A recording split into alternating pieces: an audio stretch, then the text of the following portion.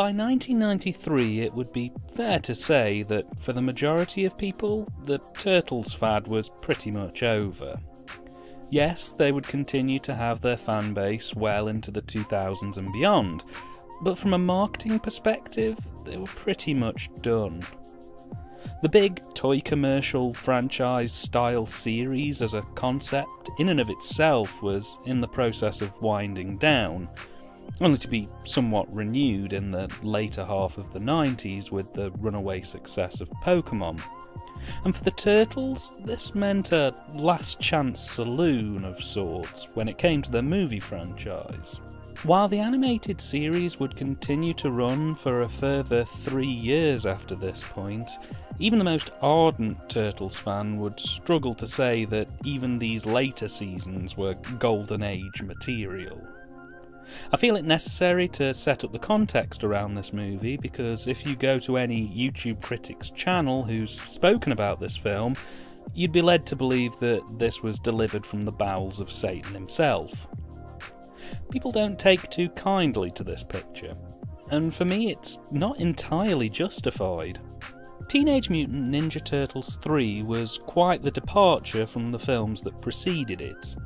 Eastman and Laird, who had previously had quite a bit of involvement in the original film and limited involvement with Secret of the Ooze, are pretty much here in this one in spirit only. The previous director, Michael Pressman, and the only originally retained writer, Todd W. Langan, also exited the project with this one.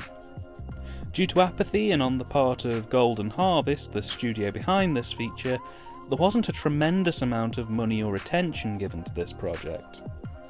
Sensing a change in the wind, they pretty consistently underfunded and under-resourced this feature.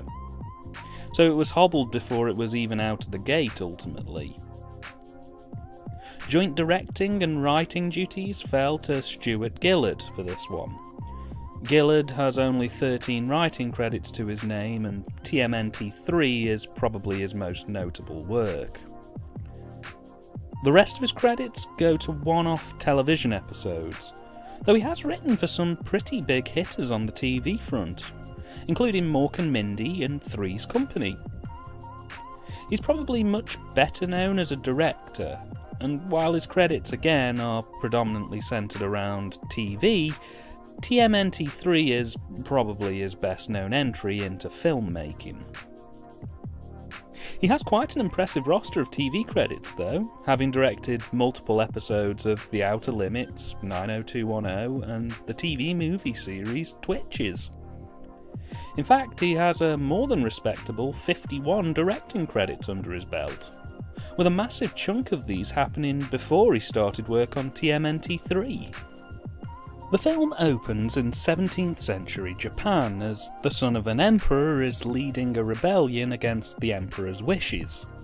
He escapes into a woodland, and while being chased by the emperor's guards, he's captured and put into isolation to await disciplinary measures.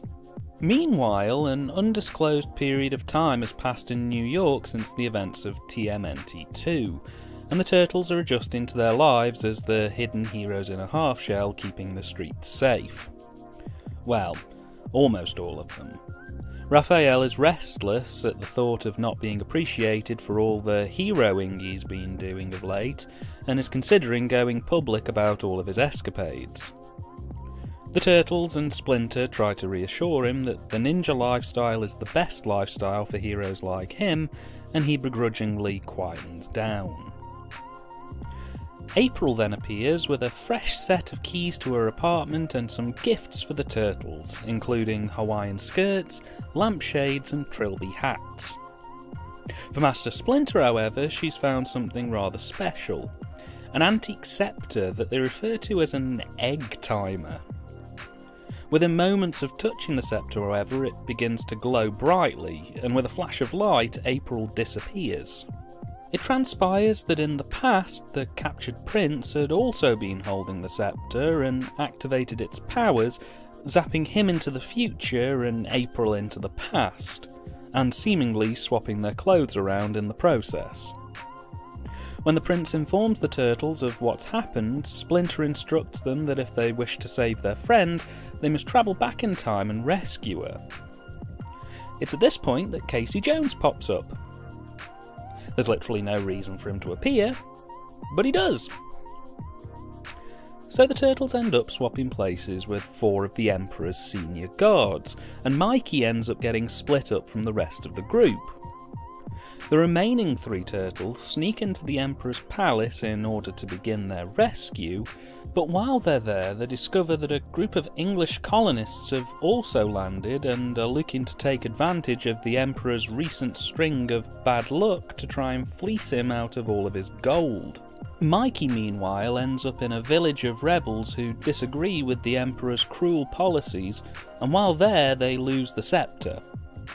When the Turtles all meet up again, the race is on to foil the British colonists' plot, find the time scepter and get back home before the window to do so runs out, and they end up trapped in the past forever. As I mentioned, this film is often considered the black sheep of the franchise, which I personally think is a bit unfair.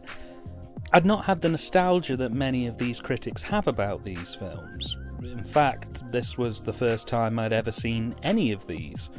And quite honestly, while I will say that this film isn't without its flaws, I actually kind of enjoyed it more than TMNT 2. For starters, the direction and scale of the production, given the budget, is actually pretty impressive. There are sprawling beach sequences, detailed choreographed fight scenes that feel like there's thought behind it. And unlike TMNT 2, this film actually feels like it has some pretty decent stylisation behind it. I realised after watching this film that TMNT 2 kind of coasted on the directing front. It largely just drenched itself in blues and hoped it could pass itself off as stylised. This film, by contrast, has some genuinely good use of colour and character placement as well, to create some very memorable sequences. The opening scene, for example, with the samurais riding along the beach is very impressive. It looks like it could have easily been in a big-budget martial arts movie, let alone a low-budget kids film. I really do have to take my hat off to Gillard on this one. It may not have been consistent to the other TMNT movies, but it's handled very well. I also have to somewhat commend the cinematography in this. While some of it does heavily give off that TV movie vibe, almost none of the shots here were particularly awful. Given the director's background, I fully expected to see some TV-style cine in here, but Gillard in many ways outperforms himself, delivering a film that verges on the genuinely cinematic, which, when you consider his track record previously extended to TV and TV movies, is a real achievement. Imagine, if you will, that you knew a bit about car repair and I asked you to take apart an engine and rebuild it from scratch. I'd be astounded if I came back to find that you'd stripped it and got it 90% rebuilt. But that's kind of what Gillard's done here with this film. He's not a filmmaker, he's a TV director. But he's taken his craft and adapted it in such a way that's actually pretty impressive to see given his past experience. While there isn't really a particularly experimental range of shot types here, it's consistent. It follows the rules and occasionally pushes the formula a little bit, which is good. It shows that there was at least some wandering outside of the comfort zone on this one, which is refreshing to see, really, in an industry that's content to happily and consistently play it safe. As an aside as well, I feel it's also worth mentioning that the editing in this one is actually pretty surprisingly good. There are some very interesting match cuts that I feel quite often get overlooked, and probably the best edit in this film is a cross-dissolve match fade between a rat in Japan and Splinter in the sewers. It shows there was some real thought put into how this thing looked. And while I can't defend every cut in this movie, I'd say there's definitely more good than bad here. I know a lot of people complain about this as well, but I also have to say I really quite like the animatronic costumes in this one. The job of constructing the suits was taken off the Jim Henson Creature shop for this one. They'd previously produced the costumes for the last 2 films, and instead it was given to the All Effects company. If you remember from my previous reviews, I remarked that the Turtles' design in Secret of the Ooze was a little too flappy. The mouths looked painful, and for me they sort of started to straddle the uncanny valley. They looked a bit too bulky, and their faces looked simultaneously too real and too fake. It was all a bit much. Here, they've gone full cartoon. These are clearly rubber suits. You wouldn't mistake these turtles for being alive in any capacity. And yet, strangely, I'm more okay with them being like this. They're a lot more streamlined, which makes their movement a lot more believable, and as they've removed detail from their faces, it means that their reactions are, well, a lot more cartoony. But it works here for me. I think it's because the non-committance to either going full cartoony or full realistic in the previous films meant that you ended up with turtles who just looked odd. Here, they're cartoony, and that's fine. Though I will concede that their dialogue most definitely does not match up with their mouths. At all. Like, they probably have a 30% hit rate on getting their mouths to match up to the words. This is probably, though, the last hurrah for decent physical real-life turtle costumes. There's a very real steady decline in quality from here on in. The script.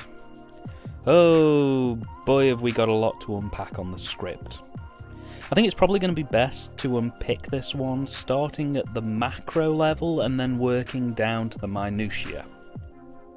The general overarching plot is absolutely fine. Absolutely fine. In fact, it's pretty neat. Sending the turtles back to Japan to see actual warriors battling it out is pretty cool and opens some real scope for experimentation with a formula that could have otherwise become a little bit stale. They'd done Shredder twice at this point, and in the last film they made the guy the size of a house and they still beat him. Short of doing the Technodrome in this one, which they both couldn't and wouldn't do, they'd have just been repeating themselves to dig out the Shredder again. However, that doesn't make this faultless. Not by a long shot. There are elements of this script that just fall flat on its face. Casey Jones is a good example. He's reintroduced, which is brilliant. I missed Casey in TMNT too. But they bring him back seemingly to just fill in the role that April would have done had they not sent her back to 17th century Japan. He has no real interaction with the story beyond introducing the guards who get zapped to the future to hockey and arcade machines. And there's almost no payoff to that B-plot. It would have maybe been amusing to see the guards showing other people how to play hockey back in Japan once they'd been sent back. Or maybe them trying to do a real-world version of Pac-Man. Or even maybe a scene where Casey and April go to a museum and they have an exhibit on Japanese artefacts where they see a scroll with Casey dressed in full hockey gear. Or something. Anything to make that B-plot have a payoff that's worth being in the movie. But there's nothing. Casey's not completely out of character here, but he just doesn't really do enough in this movie to warrant him even being there, which is a real shame. Additionally, the tone of the script is bordering on the infirm. The first TMNT movie was a dark and brooding film. It had its humorous moments, but overall it was a much more dark and edgy affair than the cartoon series of the time. The sequel's tone was rebalanced much more in favour of being more kid-friendly and comedy-focused, in light of complaints from parents who thought the first movie went too far. This film? Well, it's a 70-30 blend of dark and serious moments, and absolutely moronically stupid comedy. How does this work? Well, it means that this movie can have a harrowing moment like a scene where a family's child can nearly die by smoke inhalation, who then has to be resuscitated, all in a shockingly real way, contrasted with scenes where the turtles dish out wet willies and dance around in hula skirts. It's a mess of emotions, and it smacks of a director who watched the previous two movies, wanted to make something serious, and then was slapped down by the studio. In fact, while I can't say for certain that that's exactly what happened, I'd be very surprised if it was the other way around. Because the tone is all over the place, it has a real knock-on effect with the pacing. It means that the first act is largely spent pillicking about and establishing things very haphazardly, while the second act, which is a very clear all is lost narrative, stutters and stalls in gaining traction, and the third act picks up the pace a bit, but it's all a bit too little too late. There are multiple plot elements that just exist with no real need to. And there's a third act moment in which two of the turtles decide they want to stay in Japan, only to immediately change their minds 3 minutes later. And that almost comes out of nowhere. They do throw a couple of subtle hints in along the way about this, but it's just not enough. As a result of the pacing being off-kilter, it leads to a situation where the first two acts fluctuate wildly between being fast-paced and overstimulating, and being dull as dishwater. I mean, this film just has parts that drag on, and it's painful. It really is. I feel if there'd have been a bit more of a structure, and maybe a bit less emphasis on playing up the comedy elements, we may have had a pretty solid script here. But because of these knock-on moments, it just utterly gums up the flow of the film. And I think that's why quite a lot of people take a dislike to this one. It doesn't know what it wants to be, and it spends 2/3 of its runtime trying to juggle so much that it forgets that these kind of films just need to be lightweight and fun. I also feel that I should really take a moment to talk about just how bad the humour in this film is. It's bad. I mean, I thought the humour in TMNT 2 was bad, but here it makes TMNT 2 look like Love and Death. Highlights from this one include a bit where Splinter puts a floral print lampshade on his head and says he looks like Elvis in Blue Hawaii, an extended opening sequence in which the turtles do a dance, the worst line in this script, what if we make a cosmic U-turn and end up back in Godzilla land, and a moment where the turtles get thrown into a swamp and one of them retorts, "I swallowed a frog, let's hope it wasn't an ancestor." The best joke in this movie is a dirty joke that would have flown over the kids' heads back in the day. Shortly after April and the prince swap places, the prince ends up in April's clothes, leading to one of the turtles to exclaim, "How did you get into April's pants?" I just cringed. There are also references to the Addams Family and other pop culture references, all of which are horrifically dated by modern standards, and all of which absolutely fail on any level to actually be funny. I will, however, stick up for the cast on this one. They do try their best here to work with the material they're given. No one seems to be phoning in their performances, and it seems like the majority of the cast just had real fun making this one.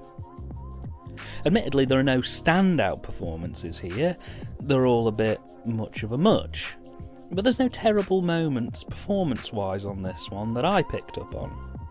So credit to them, really. They've taken a difficult script and worked with it the best they can. In closing, I also feel like I should mention that the Turtles' introduction in this film is easily the worst of the three. Whereas the first film made the audience patiently wait and left the audience with a "fuck yeah" feeling when the Turtles finally did drop in, the sequel had the Turtles literally waddle into the background, but still eventually more or less delivered the goods on awesomeness.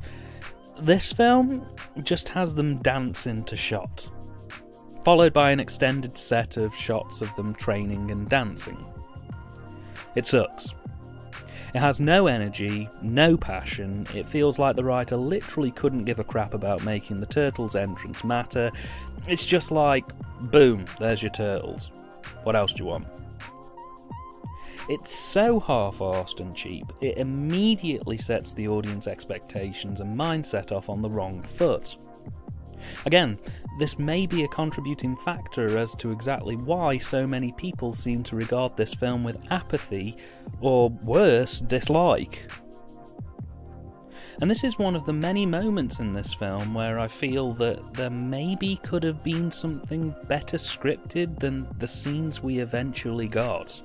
Teenage Mutant Ninja Turtles 3 was released on VHS in the same year of its cinema release, 1993.